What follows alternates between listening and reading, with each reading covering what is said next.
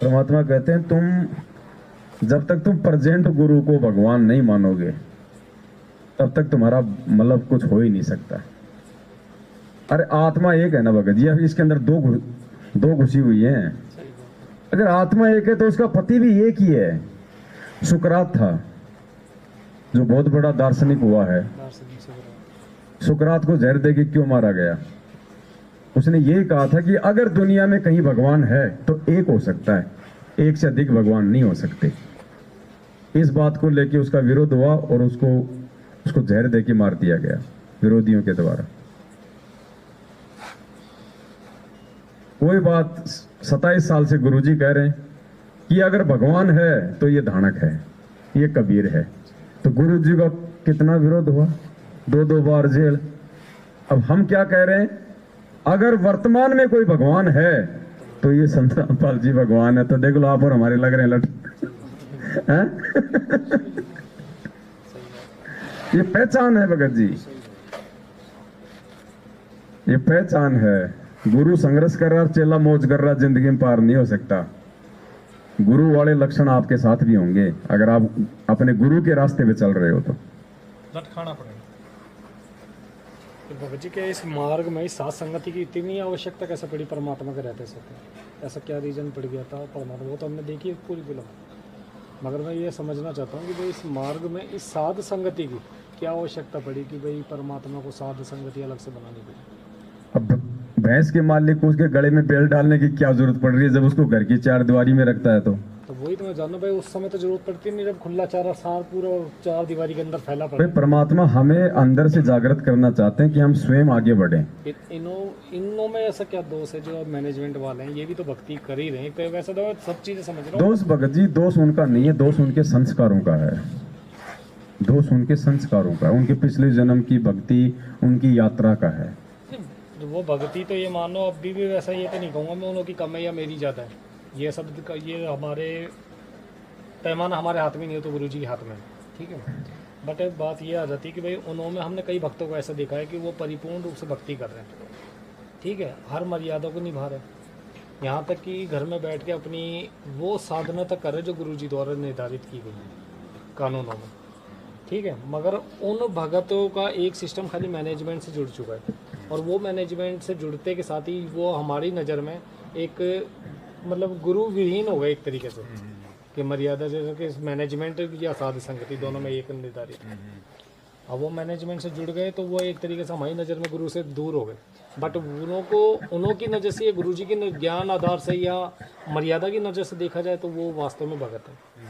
तो इस चीज़ को हम किस पैमाने से तोले कि वो भगत गलत मार्ग पे और हम सही मार्ग पे हैं, या हम सही मार्ग पे हैं वो गलत मार्ग पे हैं? देखो, इसका परमात्मा ने एक हमारे को बहुत अच्छा एग्जाम्पल दिया है। गीता जी में होने के बावजूद भी वो वही जो आप हम बता, हाँ वही बता रहा हूँ। आत्मा बहुत अच्छी है, भक्ति भी कर रही है, सारा सब कुछ है, लेकिन उनकी कहाँ कमजोरी रह गई कि वो जिस कारण से वो परमात्मा के होके भी परमात्मा से दूर है एक तरीके से, ठीक है। परमात्मा ने गीता जी अध्याय नंबर 7 श्लोक नंबर 18 हमारे को समझाया, और क्या कहा उस काल भगवान ने कि ये आत्मा है तो उद्धार, लेकिन मेरी वाली अनुतमाम साधना में संलग्न है।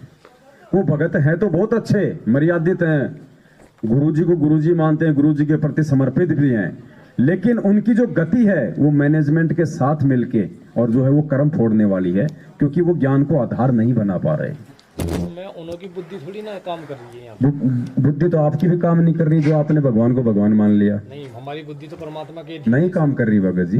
जब डिसीजन हम नहीं कर सकते तो फिर सोच हम कैसे सकते? नहीं, परमात्मा के अधीन है। आज परमात्मा के जब हम वो कहते हैं 2 खिलाड़ी है यहाँ पे, एक काल और एक परमात्मा, कबड्डी का मैदान है, ठीक है। हम गुरु जी के पाले के अंदर खड़े हैं, अगर हम कोई मर्यादा से विहीन होकर आउट हो जाते तो ये थोड़ी ना हमने टीम ही छोड़ दी। परमात्मा दोबारा उसको ना एंट्री देता, बेटा कोई बात नहीं, दोबारा मैच हो रहा है, आजा दोबारा अंदर। तो ये चलता है, यही काल में चल रहा है। मगर उस आधार से हम कैसे ये निर्धारित कर दे कि भाई वो बिल्कुल ही गुरु जी के पाले से ही बाहर हो गया, ये टीम से ही बाहर हो गया, जबकि खेल रहा वो गुरु जी के पाले में ही है। नहीं, टीम से बाहर किसने बता दिया? नहीं, मैनेजमेंट वालों तो ये सिस्टम चल रहा है।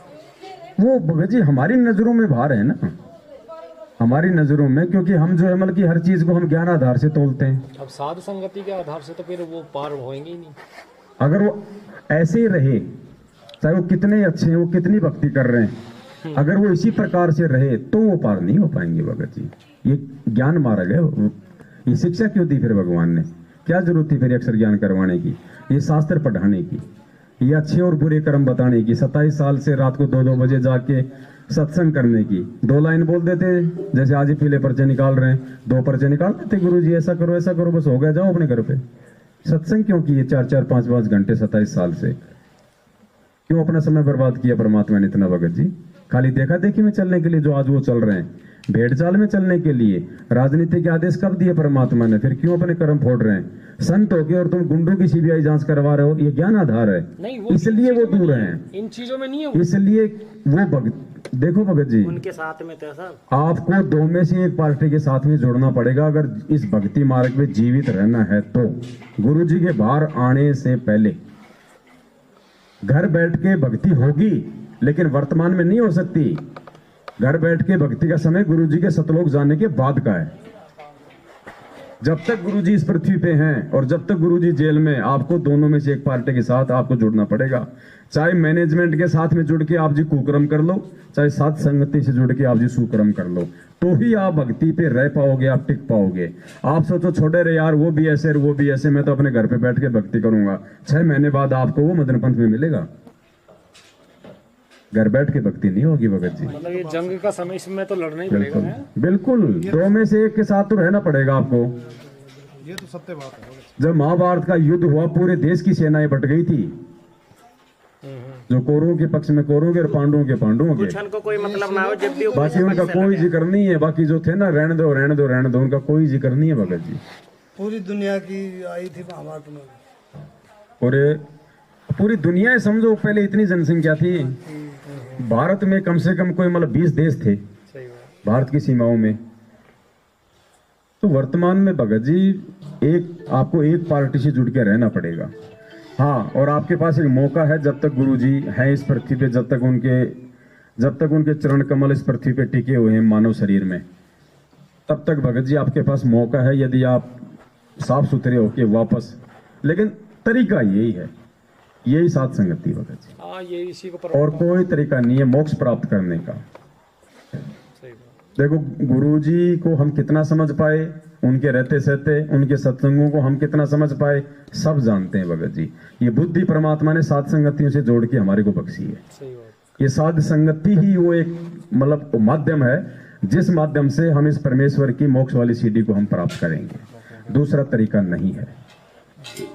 आज आप क्यों नहीं कर रहे वो कुकर्म, जो कुकर्म वो लोग कर रहे हैं?